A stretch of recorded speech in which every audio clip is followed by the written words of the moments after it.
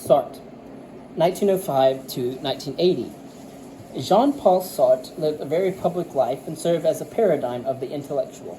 His talents were wide-ranging. He wrote novels, plays, biography, and criticism, as well as philosophy, but through all of them, his philosophical and political commitments, the latter evolving over time, are never far away.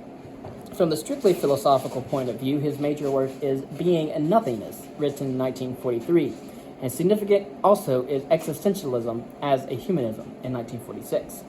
His own nomination for his most important work is The Critique of Dialectical Reason in 1960, in which he sought to provide a refreshed basis for Marxism as, quote, the philosophy of our time, end quote, but freed from associations with what he saw as its degraded Soviet version.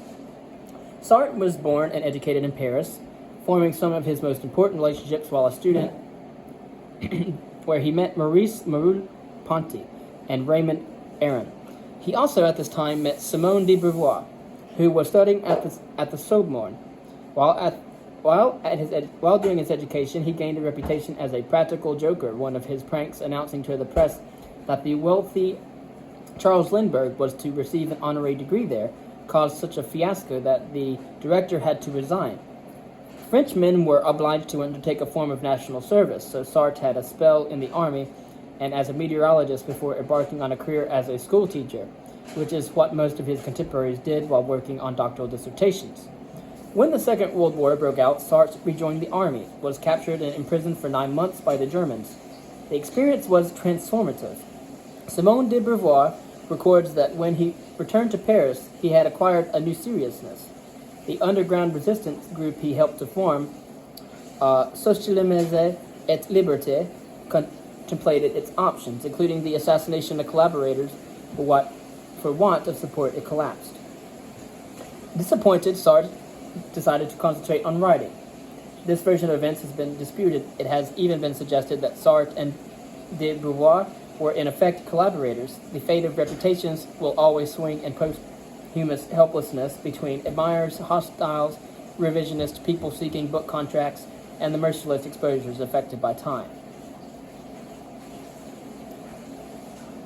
The war years produced Being and Nothingness and his plays The Files and No Exit, and a number of magazine articles.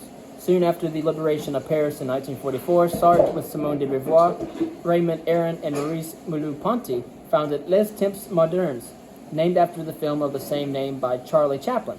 Its first number contained a statement of aims by Sartre, defining the idea of literature engagé. Many notable writers were introduced to the world in its pages, including Jean Genet, Samuel Beckett. The Cold War and the vexed question of Stalin took their toll. Aron was the first to leave because of the magazine's support for communism. He moved to Le Figaro as its editor, and Merleau-Ponty left later. Another of its victims was the friendship between Sartre and Albert Camus. The former deeply disapproved of the latter's attitude to the Algerian War, both in Algeria. Camus saw the force of considerations on both sides of that ugly episode, perhaps too much so, and therefore Sartre recruited a hostile reviewer for Camus' The Rebel.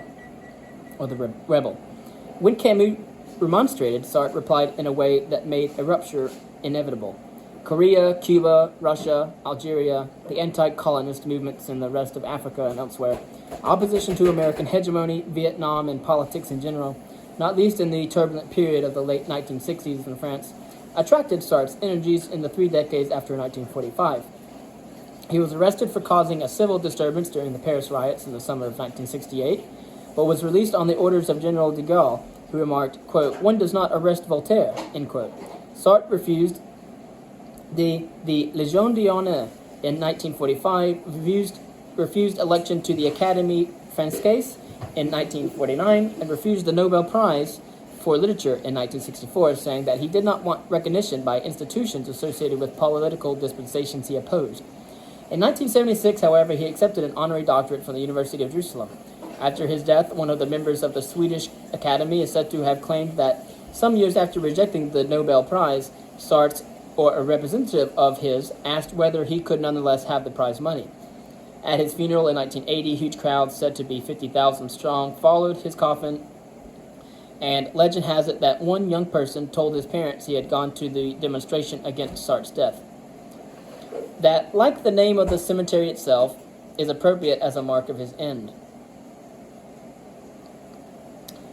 The cemetery was called Montparnasse. Whatever else people know about Sartre, they know about his lifelong relationship with Simone de Beauvoir. The two ceased to be lovers in the physical sense quite early in their relationship, and each had many other lovers, in de Beauvoir's case, of both sexes. Their lovers included their students and colleagues whom they shared or bequeathed to one another, the only durable bond being the one between themselves.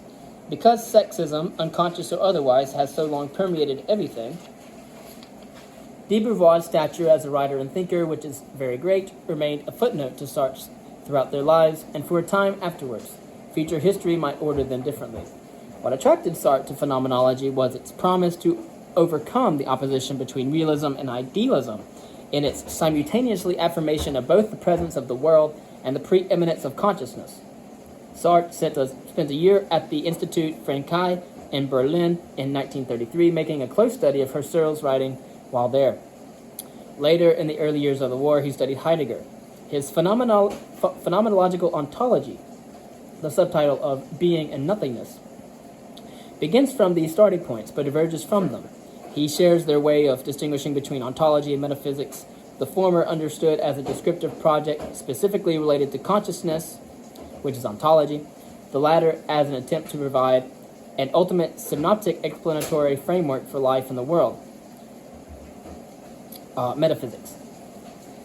Heidegger had rejected the idea of such a project. Sartre more moderately said that it poses unanswerable questions. Sartre begins by distinguishing two fundamental categories of being: the in itself and the for itself. In crude terms, the in itself is non-conscious being. The for itself is conscious being. Later he adds a third category, the for others. Each human is a human being, and is both an in itself and a for itself combined. A person in itself aspect is passive, existing inertly, and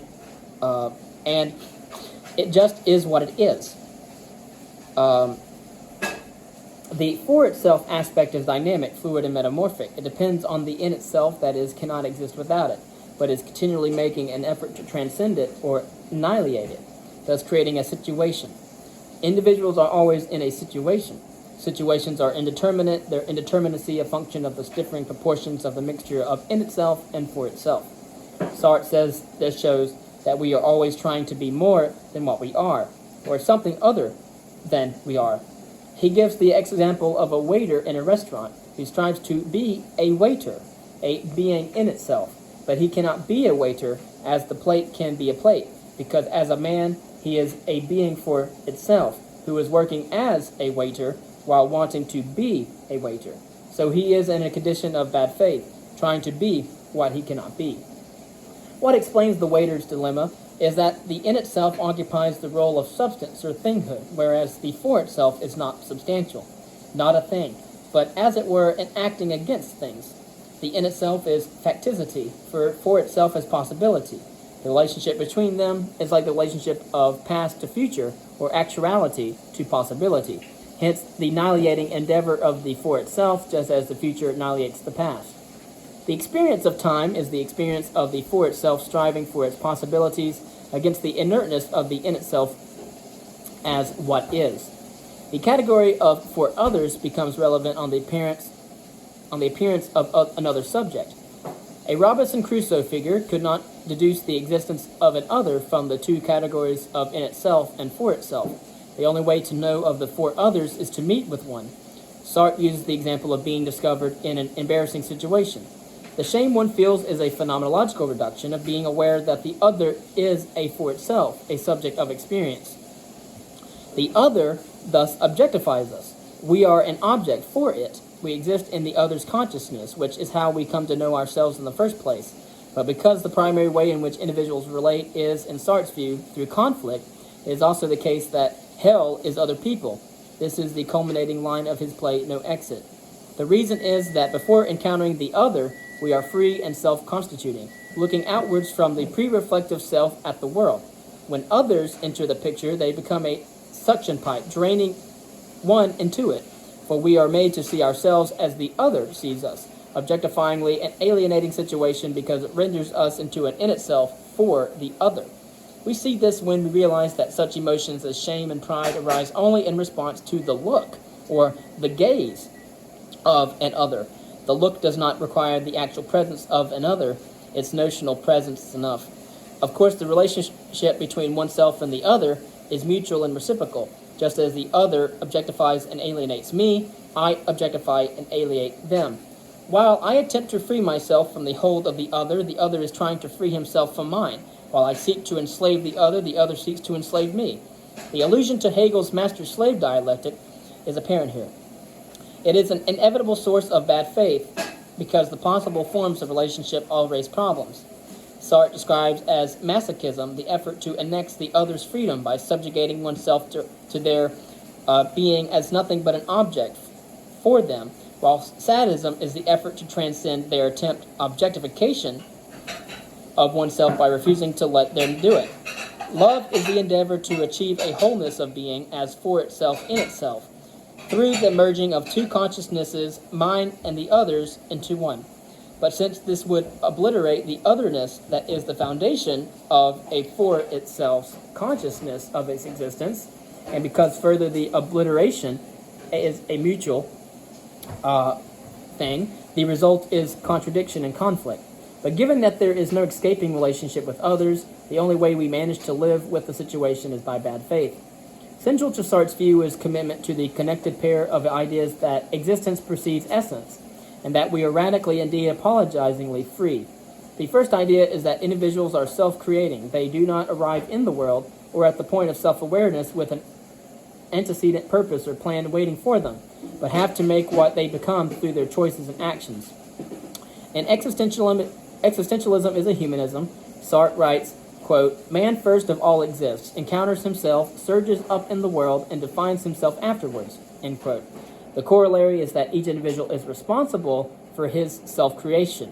Quote, "Man is condemned to be free, because once thrown into the world, he is responsible for everything he does," end quote. Knowledge of that freedom and the responsibility it entails causes anguish. The question arises whether it is possible to achieve authenticity. The chief is not indeed sole value to Sartrean ethics. In light of our condemnation to the alienated and anguished conditions described, his answer does not seem to describe something attainable. It is this: we achieve authenticity if we abandon our desire to become an in itself for itself, and thus liberate ourselves from the identification of our ego as being in itself, that is, as a thing.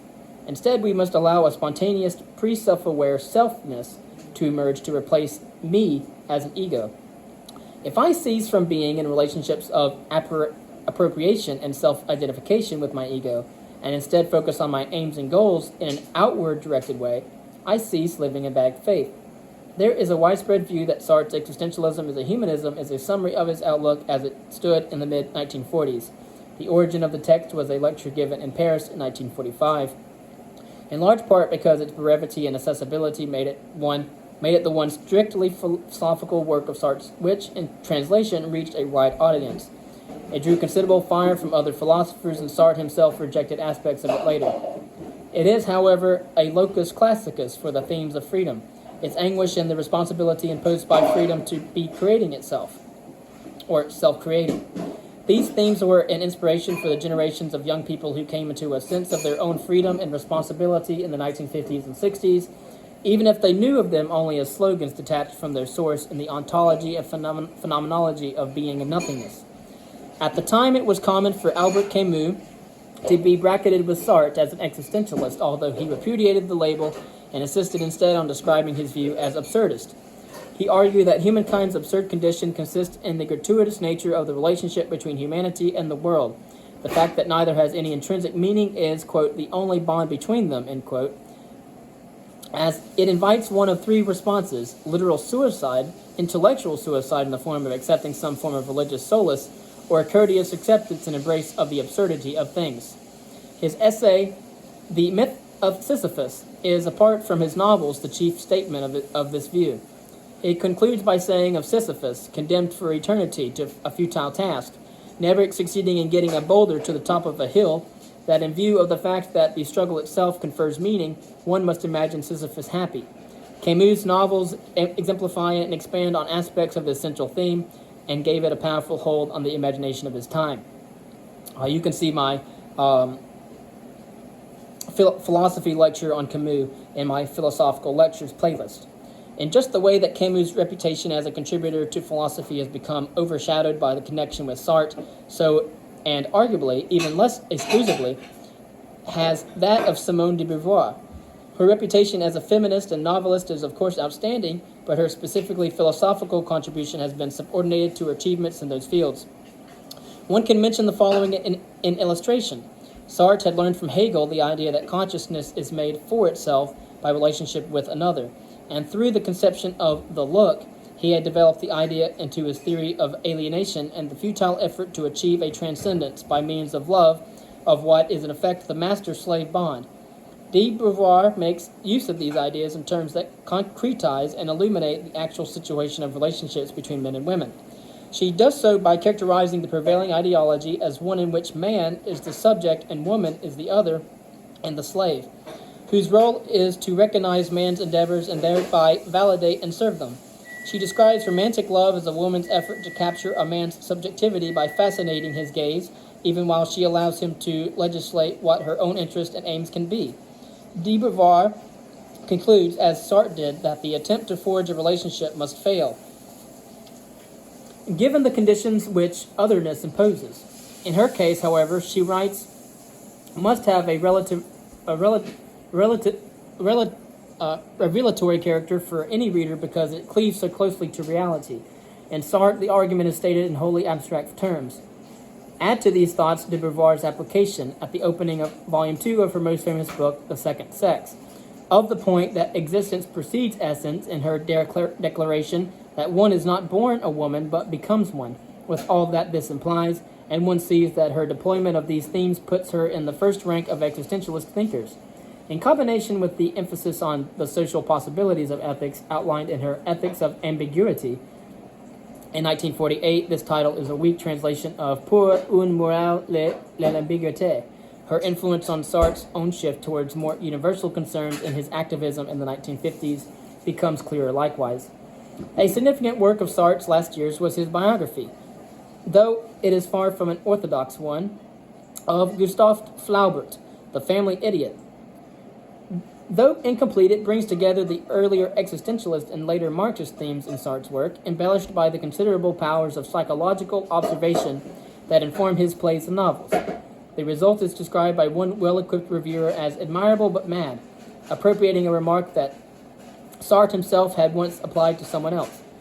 In the biography, Sartre draws a surprising comparison between Flaubert's unhappy childhood and his own blissfully happy one. The reviewer writes mischievously of the Sartres, how selfish and irredeemably unfair of this bourgeoisie family to have inflicted untarnished contentment on the future Marxist, existentialist, and creator of Roquentin. The Flaubert family, on the other hand, was more properly bourgeoisie and supplied the correct degrees of trauma and unhappiness which Sartre was deprived of. It is a joke which raises an interesting question.